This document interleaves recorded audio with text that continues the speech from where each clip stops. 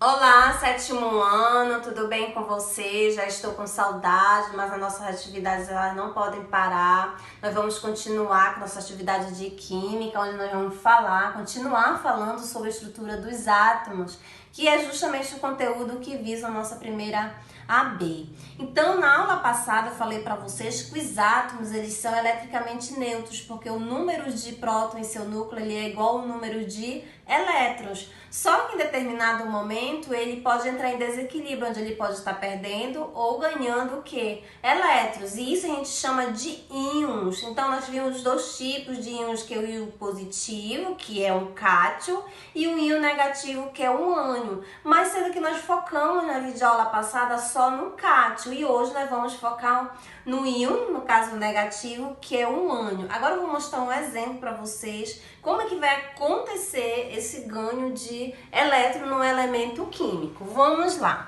Aqui eu coloquei para vocês a simbologia para vocês identificarem onde fica o número de massa, o número atômico. Vocês têm também esse símbolo lá no livro didático de vocês. E mais a forma para vocês lembrarem, que é onde o A representa o número de massa, o N representa o número de neutro, e o Z vai representar o número o quê? O número atômico, que é o número de próton do elemento químico. Então aqui eu tenho o elemento químico representando um tipo de íon negativo.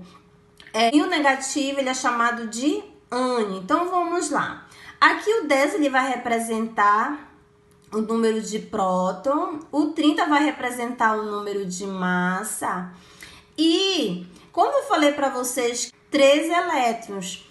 E o número de neutro, para a gente encontrar o número de neutro, a gente tem que jogar lá na formulazinha, que eu já falei para vocês a simbologia de cada letrinha. Então, nós vamos pegar, para a gente encontrar o número de neutro, a gente tem que diminuir o número de massa pelo número de próton. Então, a gente só vai fazer a substituição aqui na formulazinha e tá encontrando o quê? Um número de neutro. Logo, o número de neutro nesse elemento químico, aqui no caso do cálcio, é 20. E com isso, com essa explicação, nós vamos fazer a nossa questão lá da nossa atividade da videoaula anterior, que está lá na questão 8, onde a gente tem um exemplo de ânion, ou seja, de íon negativo. Então, olha só, lá na oitava questão eu pergunto, indica o número de prótons, de elétrons e de nêutrons do elemento químico representado abaixo. O nome desse elemento químico que a gente tem aqui abaixo é chamado de prata.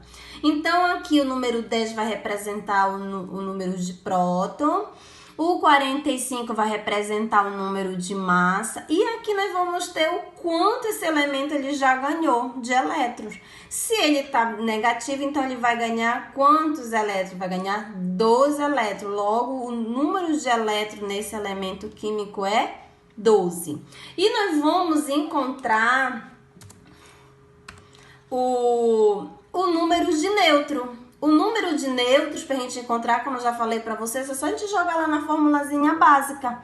E substituir o número de massa e substituir o número de próton. Logo, nós vamos ter como número de massa 45 e o número de próton 10. Aí nós vamos fazer 45 menos 10, logo nós vamos ter como número de neutro desse elemento, no caso prata, 35.